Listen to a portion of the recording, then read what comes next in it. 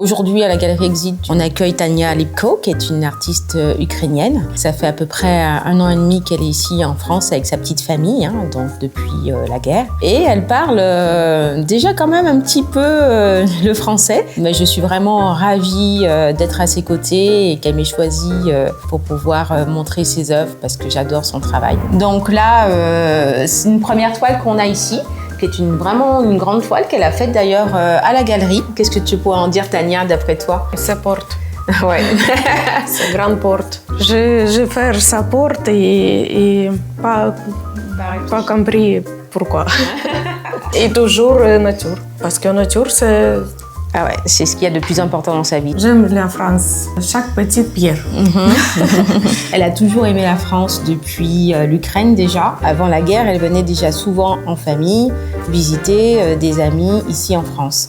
Et elle ramenait toujours quelque chose, soit une plante, soit un souvenir qu'elle mettait après dans sa maison chez elle. Là, on a tenu à faire cette expo-là parce qu'elle a été repérée par un magazine parisien. C'est un trimestriel qui s'appelle Peinture et sculpture. On s'est dit, on va refaire une petite exposition d'1 semaine et demie, qui est assez courte, pour être en corrélation avec la sortie de ce magazine. Là, on a 2 toiles complètement intéressantes parce que qui sortent un peu aussi de ce qu'elle a l'habitude de nous montrer ici à la galerie. C'est mur. Un mur. Ok. Ouais. Avant, je dessine mur. Beaucoup de murs. Beaucoup de toiles, avec des reste murs. sol. Ah, ok. C'est des petits sol. Les autres sont vendus? Oui. En fait, donc, elle a une période où elle dessinait des murs et du coup, c'est le dernier diptyque qui lui reste sur cette série-là. Les murs renferment l'histoire, donc c'est ce qu'elle veut dire par là. Voir beaucoup très jolis murs. Ouais. Et quand promener, oh, ah tiens, celui-là, il est beau.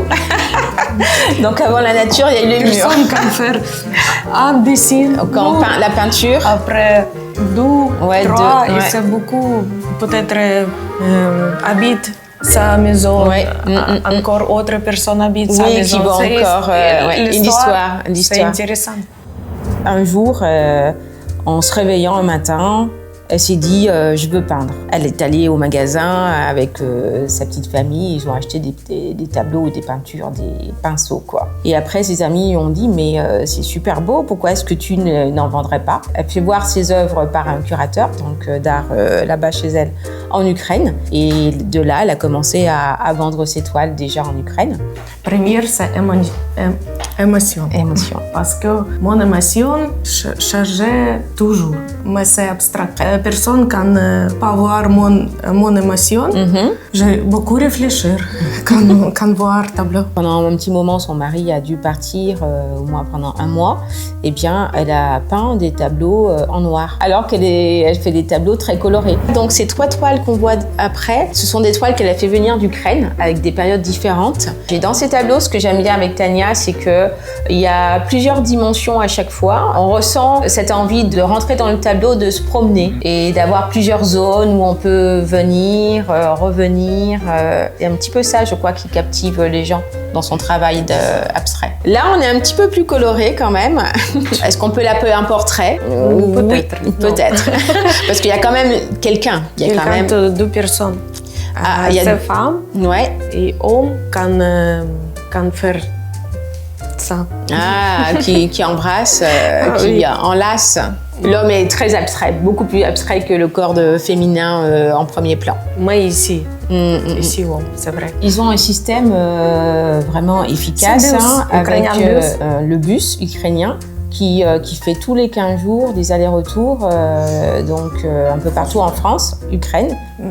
Maintenant, envoyer mon sœur ici mon tableau, une fois chaque 2 semaines. Ouais. C'est vraiment le petit bus, on va dire, épicerie, transport de tout.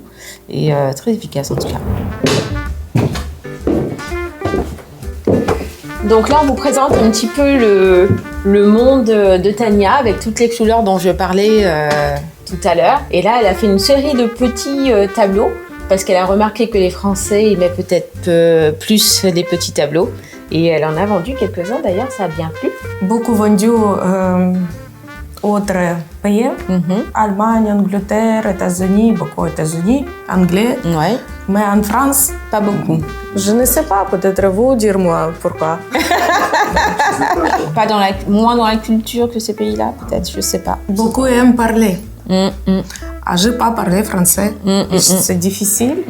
Les Français, ils ont beaucoup besoin qu'on leur parle pour pouvoir acheter une toile, qu'on leur raconte une histoire. Et comme elle ne parle pas français, elle se dit que c'était peut-être pour ça qu'elle ne parle pas beaucoup avec eux, et peut-être c'est pour ça qu'ils n'achètent pas. Et là, on passe du petit au très grand d'ailleurs, au moyen et au grand, et avec toutes ces couleurs qu'elle adore.